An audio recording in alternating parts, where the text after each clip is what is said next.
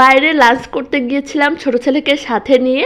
ওর জন্য আমার makeup cream সব কিছু দেওয়া বন্ধ হয়ে গেছে, কারণ একটু পরপর আমাকে পাপ্পি দেয় আর সব কিছু ওর পেটে চলে যায়, যার জন্য আমি দেওয়াই বন্ধ করে দিয়েছি।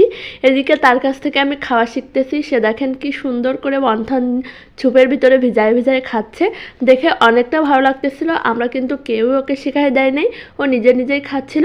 তো প্রথমেই যে আমরা অর্ডার দিয়েছিলাম ছুপ আর অন্থন, অনেক গল্প করতেছিলাম সবাই বসে বসে। আমার ননদ আর নন্দাও ছিল আমাদের সাথে। এদিকে আমার ননদিনীর স্যুপের অবস্থা দেখেন, এর ভিতরে কত কিছু। পরে আমি ওর কাছ থেকে নিয়ে নিয়ে খাচ্ছিলাম, আর এদিকে আমি তো রিল্যাক্সে খাচ্ছি, ছেলেকে তার বাবার কাছে দিয়ে। সকাল থেকে বাসায় এত পরিমাণ খেয়েছি সবাই যে কারোরই তেমন খাওয়ার রুচি ছিল না, তার জন্য গল্প করতেছিলাম সবাই আর আস্তে আস্তে খাওয়া দাওয়া করতেছিলাম। আর আমার ছেলে তো তার মতো করে খেয়ে যাচ্ছে। এভাবে খেতে কিন্তু সত্যিই অনেক মজা লাগে।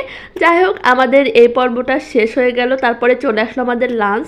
দেখো লাঞ্চে আমরা কি কি অর্ডার করেছিলাম তোমাদেরকে দেখিয়ে দিলাম। আমার অনেক পছন্দের ফ্রাইড রাইস।